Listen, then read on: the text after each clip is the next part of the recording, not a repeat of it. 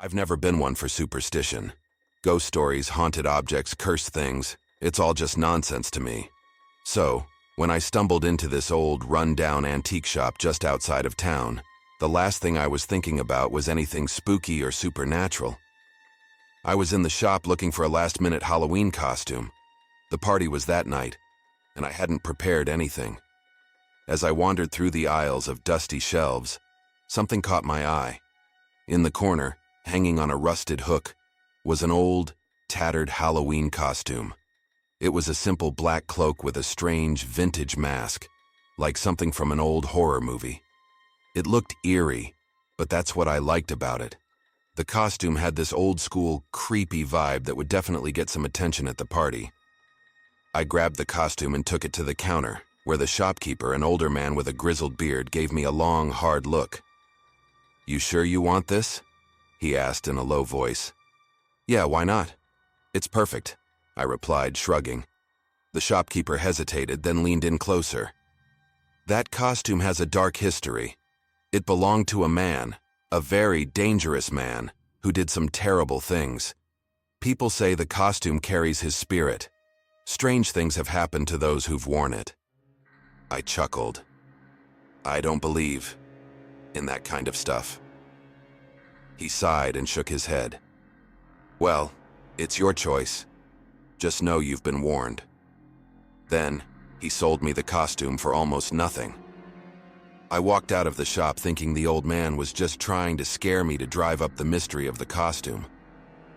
Later that night, I got ready for the party. The costume fit surprisingly well, even though it looked ancient.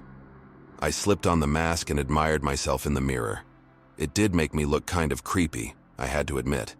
Perfect for Halloween. But as I stood there, staring at myself in the mirror, I started to feel strange. A wave of dizziness hit me, and for a split second, everything blurred. Then, all of a sudden, I saw something that wasn't my reflection. It was like I was looking at someone else, standing where I was, a man in the same costume. But his eyes were cold, lifeless. He was standing over someone, with a knife.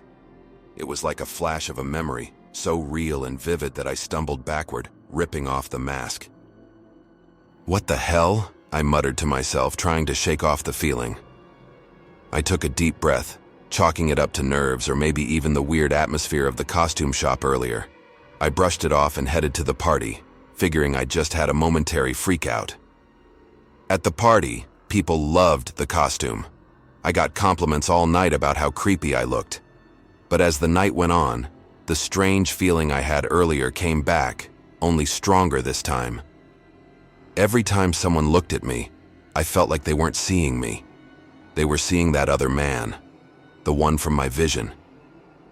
My head throbbed, and every once in a while, I'd see flashes of more terrible images. People screaming, blood on the walls, and the man in the costume, laughing as he hurt people. I tried to ignore it, but it was getting harder. I felt like I wasn't in control anymore, like I was watching someone else live inside my body. My hands started to tremble, and I had to fight the urge to grab the nearest sharp object. I wanted to hurt someone. I couldn't explain it, but this force inside me was growing stronger, pushing me to do terrible things. At one point, I went into the bathroom to splash water on my face, hoping to snap out of it. I looked at myself in the mirror again, and that's when I knew something was seriously wrong. It wasn't my face staring back at me. It was his, the man from the visions, the serial killer. His eyes were dark, his smile twisted, and in my reflection, I saw a bloody knife in his hand. I ripped the mask off again, panting, trying to convince myself this wasn't real. But I couldn't shake the feeling that the costume was taking over. I was losing control. I could feel it. I stumbled out of the bathroom, dazed, barely able to keep my thoughts together. I needed to get out of there. I needed to take the costume off before something happened. But it was like my body was moving on its own, like I wasn't in the driver's seat anymore. I made my way to the kitchen, where a group of people were hanging out, laughing and drinking. I could hear their laughter turning into screams in my head, see their faces morphing into victims from the past. The urge to act, no, the urge to kill, was becoming too much. Just as I was about to snap, I caught a glimpse of myself in the window's reflection. For a brief moment, I saw the killer standing there again, his hands drenched in blood. But this time, it wasn't just a vision. It felt real. I felt real. I couldn't let it happen. With every ounce of strength I had left, I ran out of the house, tore off the cloak and threw it onto the ground. I ripped the mask apart and tossed it into the bushes, desperate to rid myself of whatever had taken over. As soon as I got rid of the costume, the visions stopped. The force inside me weakened, and I felt like myself again. Shaken, I stumbled home, not daring to look back. The next day, I went back to the antique shop to get some answers. But when I got there, the shop was gone. The building was boarded up, abandoned, like it hadn't been open for years. I'll never forget that night, the feeling of losing control, the visions of the past crimes. I don't know what happened to me or what kind of curse was tied to that costume, but one thing's for sure. I'll never dismiss another warning like that again. I'll never forget the night we got that strange invitation. It was just a few days before Halloween when my friends and I found a fancy-looking envelope on my car's windshield one afternoon, after meeting friends at our favorite coffee shop. Inside was an invitation to a Halloween party at a mansion on the outskirts of town. None of us had ever heard of the place, but the invite promised free food, drinks, and a night of unforgettable fun. I was hesitant at first. The whole thing seemed kind of weird. Why would someone we didn't know invite us to an exclusive party? But my friends, Tom, Janine, and Shauna, were all excited. They said it was probably some rich guy throwing a huge Halloween bash, and we couldn't miss out. Against my better judgment, I agreed to go. We drove out to the mansion on Halloween night. The place was massive, towering above the trees with creepy old stone walls and tall iron gates. The windows were dark except for a few dim lights flickering inside. As we got closer, I noticed something strange. The mansion looked old, like it hadn't been touched in years. The paint was peeling, and the bushes out front were overgrown. But the invitation had said it was a party, so we figured maybe it was just decorated to look spooky. When we stepped inside, everything seemed off. The air was heavy, like the kind of feeling you get when a storm is coming. The guests were all dressed in old-fashioned costumes, like something from the 1920s. Women in long gowns and men in suits, with bow ties. At first, I thought it was part of the theme, but it felt too real, like we'd stepped back in time. There was music playing, but it was old, scratchy, like something you'd hear from an old record player. People were dancing slowly, swaying to the music, but no one was smiling or talking. The whole room felt frozen, like they'd been doing this for hours, maybe years. This is kind of creepy, Shauna whispered to me. Where's the food and drinks? We wandered around the mansion, looking for signs of life, but no one seemed to notice us. Every time we turned a corner, it felt like the other guests disappeared. I swear, I saw one couple just vanish into thin air when I glanced away for a second. I was starting to get seriously freaked out. Maybe we should leave, I said to the group, but when we went back to the front door, it was locked. No matter how hard Tom pulled, the door wouldn't budge. We tried other exits, the back door, the windows, but everyone was sealed shut, like we were trapped inside. We all started to panic and tried calling for help, but there was no signal, and the mansion didn't have any landlines. The other guests just kept dancing, swaying, and staring at nothing. I grabbed one of them, a woman with dark curls and a pale face, and asked her how to get out. She just smiled, her eyes empty, and said, "You can't leave. It's almost midnight." "What do you mean?" Janine asked, her voice shaking. "What happens at midnight?" But the woman didn't answer. She just turned and walked away, her footsteps echoing in the empty hallway. That's when we started hearing whispers. At first, They were soft, like a breeze through the trees. But as we walked through the dark hallways of the mansion, they grew louder. Voices we couldn't understand, talking in low, hushed tones. The lights started flickering, and the air grew colder. It felt like the walls were closing in on us. Tom found a dusty old book in the library and started flipping through it. "Guys, you need to see this," he said, his face pale. "This mansion. There was a party here decades ago, a Halloween party, just like this one." According to the book, the party had ended in tragedy. The host had gone mad, locking all the guests inside. No one survived. Every year, the mansion held another party, trapping new people inside to join the spirits of the dead, forever stuck in time. "We need to get out of here," I said, my heart pounding. "Now!" We ran through the mansion, trying every door, every window, but it was useless. The whispers grew louder, and the shadows seemed to follow us.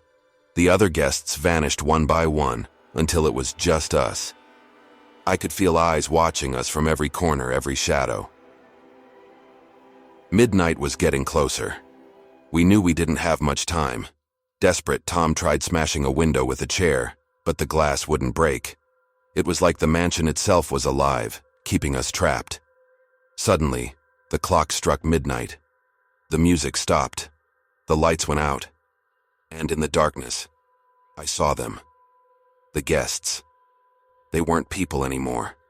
Their faces were twisted, their eyes hollow. They were the spirits of those who had been trapped here before us, doomed to relive the same party year after year. We ran, our footsteps echoing through the mansion. But no matter where we went, we ended up back in the same room, the grand ballroom, where it all began. The whispers were deafening now, voices calling our names, telling us to join them, to stay with them forever. I don't know how we did it, but somehow we found a hidden door in the back of the ballroom. We ran through it, out into the cold night air.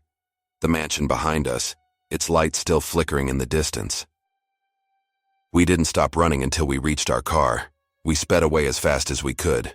When we looked back, the mansion was gone, like it had never been there at all. We never spoke about that night again.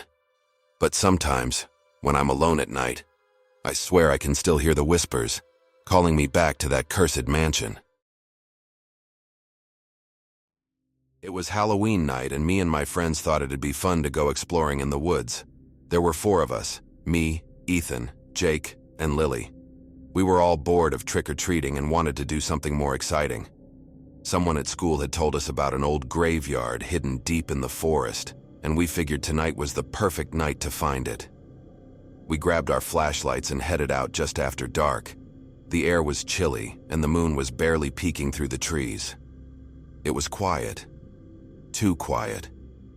But none of us wanted to admit we were scared. We walked for what felt like forever, the trees getting taller and the path narrower the deeper we went. After about an hour, Jake spotted something through the trees. "Guys, I think I see it," he said, pointing his flashlight ahead. Sure enough, there was a small clearing up ahead, and right in the middle of it were rows of crumbling tombstones. It looked like something out of a horror movie. The stones were covered in moss, and most of them were cracked or tilted. There were dead leaves everywhere, and the wind made them rustle like whispers. But the weirdest part wasn't the tombstones. It was the strange bone sculptures scattered around the graves. They were tied together with twine, dangling from branches, and some were stuck into the ground in little piles. There were also creepy talismans hanging from the trees, made of feathers, sticks, and bones. We all just stared for a second. It didn't feel right, but Jake, being the daring one, decided to walk up and take a closer look. "This is so cool," he said, reaching out to touch one of the bone sculptures. "I'm taking this as a souvenir." "Are you crazy?" Lily said, stepping back. "You don't know what that is." Jake just laughed and picked up a small bone. "It's just a bone, probably from an animal. It'll make a good Halloween keepsake." The second he picked it up, everything changed. The air got colder and the wind suddenly stopped. It was like the entire forest went silent. No crickets, no rustling leaves. Nothing. I swear, it felt like the trees were closing in on us, like we were being watched. "Guys, let's get out of here," I said, my voice shaky. Ethan nodded, and even Jake started to look uneasy. We all turned to leave, but the moment we stepped away from the clearing, we heard it. Whispers. They weren't loud, more like faint mumbling in a language none of us could understand. It was like the wind was speaking to us, but the air wasn't moving at all. Lily grabbed my arm. "Did you hear that?" "Yeah," I whispered, trying to keep calm. "Let's just go."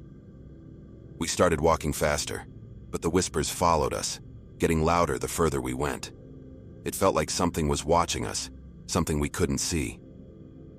Every now and then, I'd glance over my shoulder, but there was nothing there, just shadows. But then Ethan stopped dead in his tracks, shining his flashlight into the trees. "What is that?" he said, his voice barely above a whisper. We all turned to look. At first, I didn't see anything, just more trees. But then I saw it, a figure standing between the trunks, barely visible in the darkness. It was tall and thin, its face hidden in shadow, but I could feel its eyes on us. It wasn't moving, just watching. That's not funny," Jake said, but I could hear the fear in his voice. "No one's joking," I said. "We need to go. Now." We started running, but the figure seemed to be everywhere. Every time we thought we'd lost it, we'd see it again, just standing there, watching. The whispers were growing louder, more insistent, like they were trying to tell us something, but we couldn't understand. I can't breathe," Lily panted. But we didn't stop. None of us wanted to be out there any longer than we had to be. We kept running, stumbling over roots and branches, our flashlights barely lighting the way. Then Jake tripped.